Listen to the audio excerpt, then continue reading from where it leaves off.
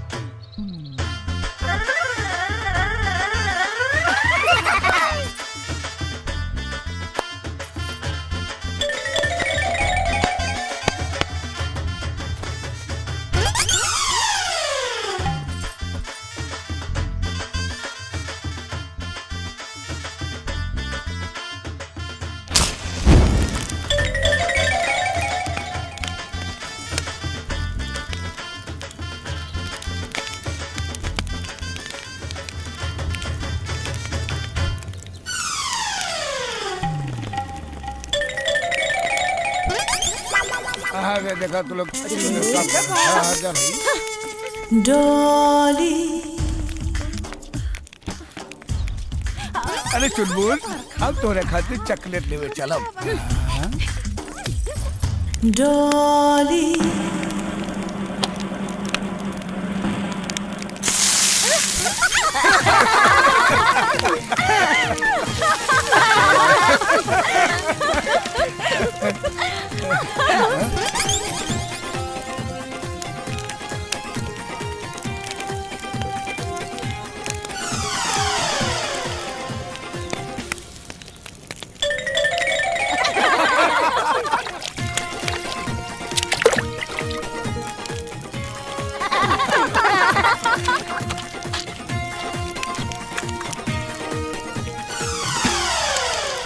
डॉली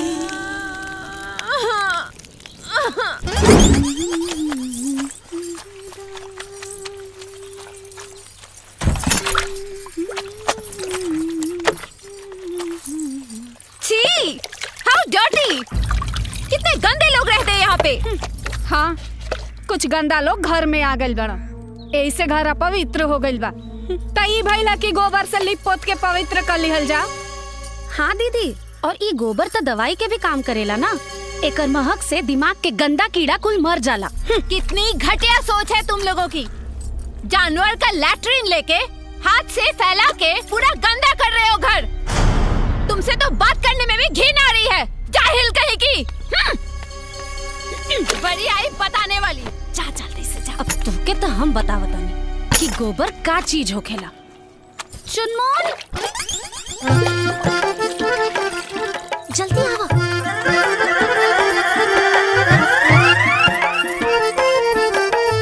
चलो चलो।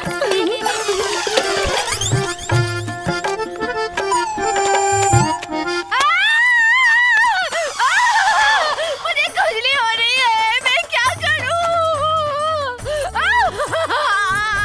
पानी। अरे बहना, क्या हुआ बहना? मुझे पुलिस पुलिस बुलाओ। कॉल नहीं लग रहा। एम्बुलेंस मंगाओ। और क्या हुआ बहना? अरे फायर ब्रिगेड को फोन लगाओ यार। तुम्हें मजाक सूझ रहा है। कुसुम, एक खुजली तक गोबर लगावला से जाई ना। हाँ दीदी, लेकिन ई गोबर के छुई है कहाँ?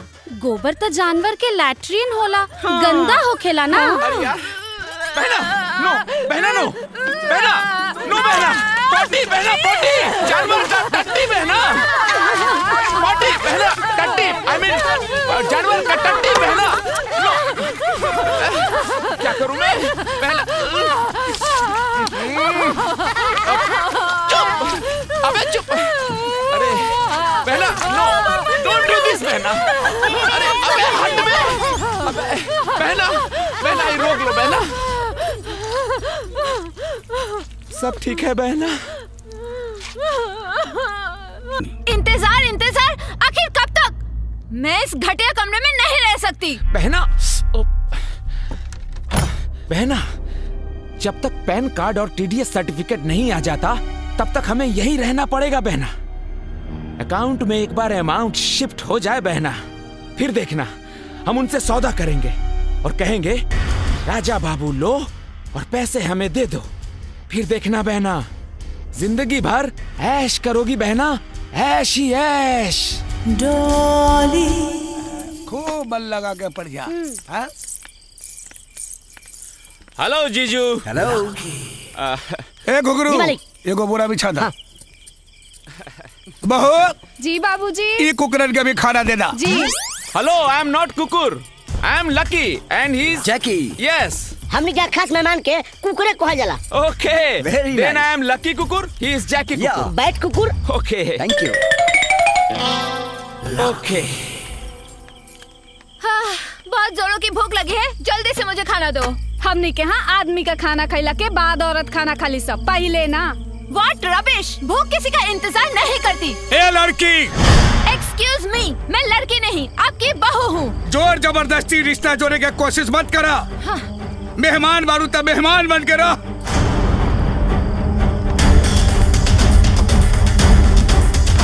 मैंने सुना है गांव में पति का जूठा खाना भी एक रिवाज है। लीजिए, खा लिया मैंने।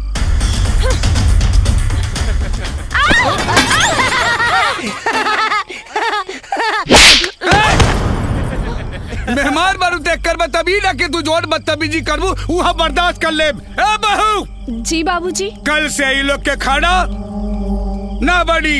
ये लोग अपन खाना खुद बनाई और खुद खाई और साथ में ई होकलिए के साथ खाई। निकम्मा कहीं की। हाँ हाँ, बना लेंगे। हाँ।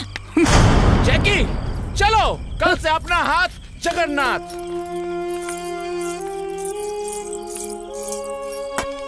देख ले आँख खोल के, एक उहा कि तोहरे सामने से तोरे मुंह के नेवाला लेके चल गई। एगो हमार बहू है, चुहा पर नेवाला तोहरे सामने रख गई। का अब चोर कहीं का खा रे बाबू का। ए चुनमुन के माई, कहाँ बाड़ू हो? हाँ हाँ, आवत हैं। इ मरद लोग के भी ना खाना खैला के बाद एक गो काम आवेला। उ लोग के का पता कि हम औरतन के खाना खैला के बाद भी बहुत सारा काम होला। हाँ, तो दीदी आप जाई ना, हम कुल बर्तन धो देता नहीं। सच में जाई का? हाँ दीदी, जाई ना। वैसे भी आज हमरो मन ना बहुत कच्चा कच्चा सा लगा था। जात बनी। हाँ कुसुम, तू चिंता मत करा, तोहरो के एक दिन ना देवर जी ऐसे ही परेशान करिया। अरे आओ तनी बाबा।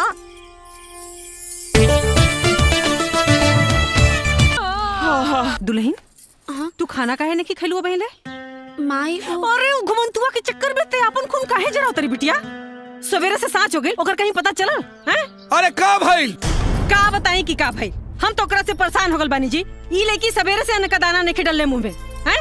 बाकी वो बहया के शरीर में न तो डर बा न तो लाज बा। अरे जब से निकम्मा गोधरा के चक्कर में पड़ल बा, तब से ये दिन पे दिन बिगड़ते जा रहल बा। देखत बानी ससुर के नाती के कि कहवा बा, आज ओकर छठी के दूध याद करा दे। हाँ डार्लिंग, जल्दी बनाओ, बहुत भूख लगी है। हाँ हाँ, बन गई, ले आवतन।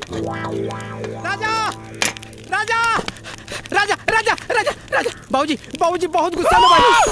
का बाबूजी रे? यहाँ अवतरण, यहाँ अवतरण, तू जल्दी भाग, ना तो सब कौन खुल जाए। अरे वहाँ कहाँ जाता? बाबूजी होने से अवतरण, तू ना जा। ए भाई, सब सामान लिए। हाँ हम संभाल ले। अरे बाप रे।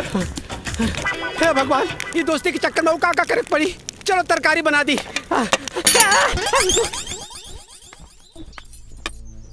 कहाँ रहले हरे? हम तोहरा के खोजत खोजत हरा रहल बाड़ी। बहू कब आइल हई?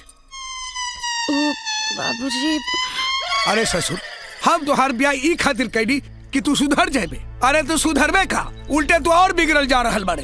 एक बात कान खोल के सुन ले राजा, अगर तोहरे कारण हमरा बहू के कुछो भइल तो तोहार हाथ गोर तोड़ के घर में बैठा दे।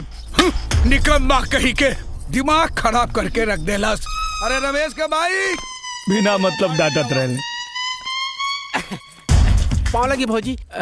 ओ अरे आलू पालक की सब्जी, ई सब्जी तो राजा के बहुत पसंद बा। और लाई ना लेके आई। हाँ हाँ, सब्जी सब्जी लाई ना। ली आवा ना, इहो खा ले। हाँ ले आवा। करे तू यहाँ आके खाना खा रहा तू यहाँ आके खाना खा रहा बाड़ा है? वहाँ मुंबई वाली भौजी पूरे गांव में खरमंडल नांदे जात रहली है। हाँ, हम उनका के बड़ मुश्किल से मना के अब बाहर से दरवाजा में कुंडी लगा के आई नहीं है। तू जल्दी करा, नहीं तो सगरो खेला गड़बड़ हो जाए। ए भाई तनी जो न जाके संभाल भाई जो। हम कुछ ना कर सके नहीं, समझ ला। तू जाना तो हर काम जाने। हाँ, हमरा के ऐसे लगा था कि तुम्हारी डबल ड्यूटी के चक्कर में एक दिन हमारी टट्टी निकल जाए। जल्दी आओ। ए सुन ना, ए गोदन, ए गोदना, ए गोदन। अब अभी ना खैले ही चल गिल देखा।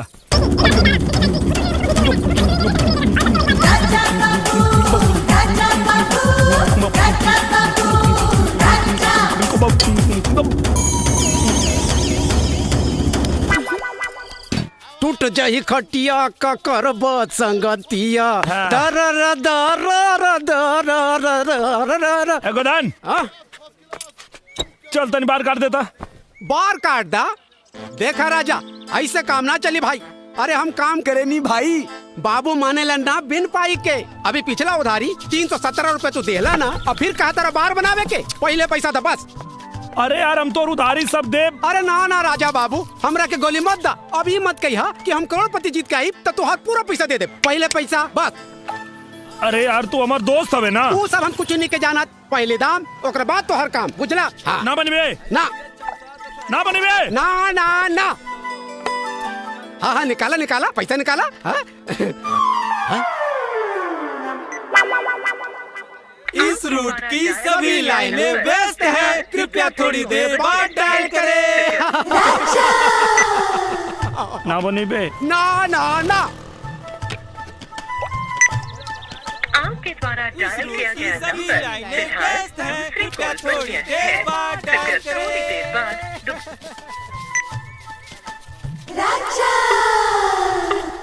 अरे गोदन, तोरा के राजा के बार बना देवे के चाहिए यार। अरे भैया पैसा मिले तो सब कुछ बना दे।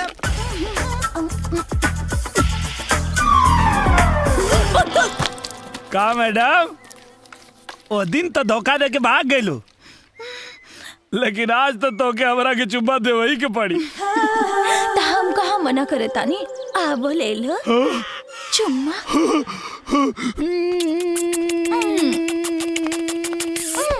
तनिको रुको डार्लिंग, ए का करा तारा? इतना सुंदर सुसी लड़की के भले बाजार में चुम्मा लेबा? तो अगर हम तो के सुनसान जगह पे एक गो चुम्मा की जगह 4 गो चुम्मा देते। अरे तब तो बहुत मजा आ जाए। तो चला चला गाड़ी में बैठो। चलो चलो।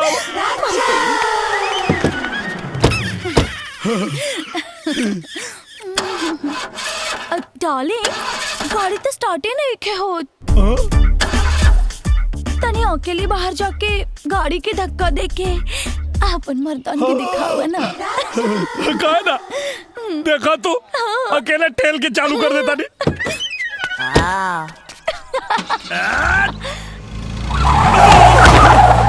By bye darling, next time 4 गो चुम्मा ना 8 गो चुम्मा ले ली। का भगवान, सुनले बानी कि तू हर आदमी के मनोकामना जीवन में एक बार जरूर पूरा करेला। हमार करोड़पति बने के सपना तो पूरा कैला ना। कम से कम ऐसे वो चमचमात चीज हमारा झोली में डाल देता, जीवन सफल हो जाए प्रभु। Hello hello, who's there? Hello, may I know who's calling? Hello hello hello hello hello. नमस्कार, मैं बनूंगा करोड़पति से मैं शीतल बोल रही हूँ। मैं बनूंगा करोड़पति। Hello, what's your good name? गुद्देम ना, हम गोदन बोलता नहीं देवी जी, राजा के दोस्त। फ्रेंड रवो 2 मिनट रुकी, हम अभी राजा के फोन देता नहीं। चलो चलो चलो। राजा राजा राजा, ये देखा फोन करोड़पति में लाग गइल बा। हां देखा, मजाक नहीं कर। भगवान की कसम भाई, सचो में। हेलो नमस्कार, मैं बनूंगा करोड़पति से मैं शीतल बोल रही हूँ। हाँ देवी, बोली। मैं आपसे एक सवाल करूंगी जिसका उत्तर देने के लिए आपको सिर्फ 30 सेकंड्स दिए जाएंगे। क्या आप उत्तर देने के लिए तैयार हैं? अरे आप एकदम तैयार हैं। पूछी। ठीक है। अरे यार फोन लग गया करोड़पति में। अरे जल्दी पूछी। आपका सवाल है, ऐसी कौन सी मछली है जिसका वजन 10 हाथियों के बराबर होता है? आपके ऑप्शंस हैं A shark, B whale, C रोहू, D star. And your time starts now. का भाई अरे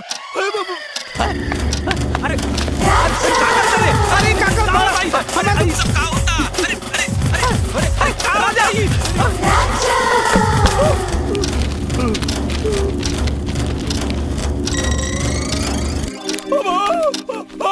वेल मछली। आपका जवाब बिल्कुल सही है। हेलो मालिक, हम चुना गए नहीं। क्या मतलब हमार चयन हो गई? नहीं मिस्टर राजा, अभी नहीं। ये चयन की पहली प्रक्रिया थी। दूसरी प्रक्रिया में सही जवाब देने वाले लाखों प्रतियोगियों में से 10 भाग्यशाली प्रतियोगियों का चयन होगा। अच्छा अच्छा अच्छा। अगर आपका नाम उन 10 भाग्यशाली प्रतियोगियों में शामिल होगा तो आपको बहुत जल्द सूचित कर दिया जाएगा। अच्छा। अब आप अपना मोबाइल नंबर और पूरा पता लिखवाइए। हाँ लिखी। राजकुमार उर्फ राजा बाबू, ग्राम तड़वा, पोस्ट बसेवा, जिला गाजीपुर। अब पिन नंबर 275205। हाँ तो मिस्टर राजा, आपका मोबाइल नंबर यहाँ दर्ज हो चुका है। अगर इसके अलावा और कोई भी नंबर है तो आप बता दीजिए। हाँ लिखी। 97 सूत के 98 उठ के मतलब 97 87 98 88। जी धन्यवाद मिस्टर राजकुमार जी। एगो बात बताई देवी जी। क्या? आपके आवाज बहुत मीठ बा। बहुत बहुत धन्यवाद मिस्टर राजकुमार जी। मैं बनूंगा करोड़पति की ओर से आपको बहुत बहुत शुभकामनाएं। आपका भविष्य उज्जवल हो। ओके बाय। Thank you.